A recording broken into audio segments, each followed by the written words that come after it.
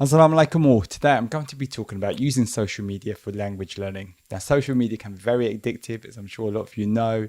And I did the video before about how to make language like more addictive, like social media, and yeah, got like a good response to that. So I wanted to today talk about how I'm actually using social media itself directly to help me learn the language like French. And it's a really cool way to kind of help learn the language and kind of keep engaged with it. If you're new here, just want to say on this channel, I share my journey learning languages as a Muslim. Now, in today's video, I'm going to talk about using the addictive nature of social media to help you learn the language. Now, you hear it all the time, how social media is getting more and more addictive, more people are using it and they're spending a lot of time on it, especially like more recent things like TikTok and YouTube Shorts, Instagram Reels, where you could just kind of just flick through videos really quickly and the videos are just 1 minute long. And, it seems like people's attention spans are getting smaller and they need to see more things on social media, like really quickly and fast. And, I'm sure there's been many occasions for a lot of you out there where I plan to use social media just for a few minutes. And before I know it, a couple of hours has gone. But how about if that time was used on trying to get language learning in there? So like learning from different accounts and different content and things like that. So that's what I sort of try and do and try and use that to my advantage. So using that addictive nature of social media to my advantage. So what do I actually mean by social media in another language? So I don't mean changing the actual kind of language of the app itself, but just the content and the accounts that I'm looking at. So I generally kind of look at French stuff. So for example, there's a French channel by someone called Cedric Grolet. He's like a big baker, patisserie sort of person, and like he's huge, got loads of like millions and millions of followers on Instagram. There's some really cool videos, like he spends a lot of time on them and they're really well done, and it's very addictive, really nice to look at those videos. So I mean that. And although that specific video doesn't have that much talking in it, he does have like French comments and things like that, so it's a really good way to kind of get exposure to the language.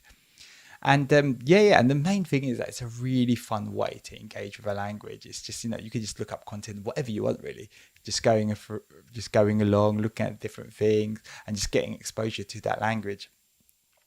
And it's a very addictive way to kind of explore that language or learn the language. And you can easily spend lots of time going through videos and images and following people that you like. And it does take a bit of time just to kind of look around and find videos that you actually like. So just keep looking for stuff and seeing what you like, and a key thing is just finding the right topics that kind of really work for you. And after a while you find that the platform will start to understand the videos that you like, and will start to kind of surface, the algorithm in the platform will start to surface more videos that are relevant to you and more accounts and things like that. So just keep going, keep using it, and it's really great. Another thing is, don't bother sort of memorizing things. It's more about listening and getting lots of listening practice, lots of kind of visuals, just seeing how people kind of interact and things like that. That's the main purpose of using social media. It's not there just to get lots of, I need to look up that word. What does that mean? That kind of takes the fun away from it. It kind of adds another kind of obstacle and hurdle. And I definitely don't want to do that. It's just about getting as much listening as you can. And the more you can, and the more like engaging and fun it is, and the more exposure you get into that language, the better. And definitely, it kind of helps you if you're kind of really stuck on the language, which I've been like, I might get a bit bored and I just want something different to do, just kind of mix it up a bit. Social media is great for that. There's so many different accounts and things like that. So, I could spend forever just looking at videos about food, or I'll look at things about football and stuff like that. So, and definitely use the platform that works for you. And, so, I use YouTube Shorts and Instagram Reels a lot. Those are my main two sort of platforms, just because I'm used to them. I feel most comfortable with them. I just kind of keep using it. So, if someone likes, TikTok, feel free to use TikTok, or any other sort of platform that's out there. Just go ahead and use that.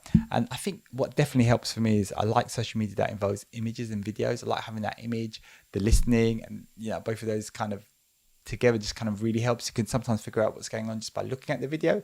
So that's why I'm a really big advocate for watching Netflix shows and YouTube videos in another language. And even if you don't understand the language, just by constantly watching and getting that input will help massively. And so that's like, for example, I saw a video about someone making pain au chocolat. So rather than just talking about that, me not seeing the video or the image of it, then it's not as engaging. Whereas when you have the two, it's really powerful.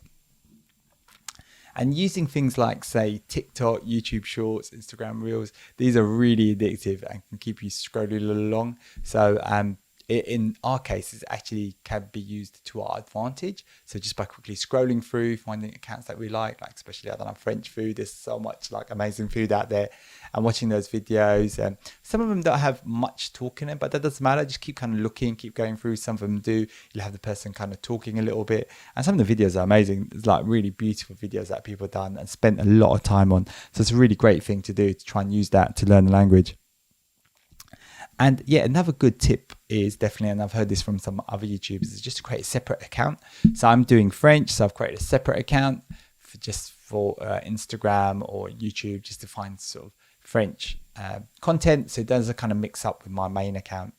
And yeah, I just wanted to talk about some of the topics that I love is like food, definitely looking for like famous people. So for example, within French, there's like French footballers. So I like football. So, you know, people like Kylian Mbappe, Karim Benzema, Zinedine Zidane, even though he's sort of retired, he's still got a very like massive like Instagram account as well. So just following that is really good, and they put out like really good fun sort of videos.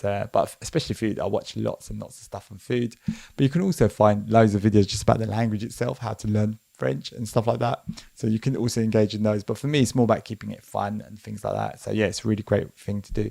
But the other thing I would say, just keep looking as well. Sometimes you might struggle a bit to find the right topics and videos that you want. But if you keep looking, the platforms will kind of figure out what really works for you and keep surfing up those good videos. I just want to say thanks for watching. If you've enjoyed this video, please smash that like button. It really helps with the algorithm. Assalamu alaikum.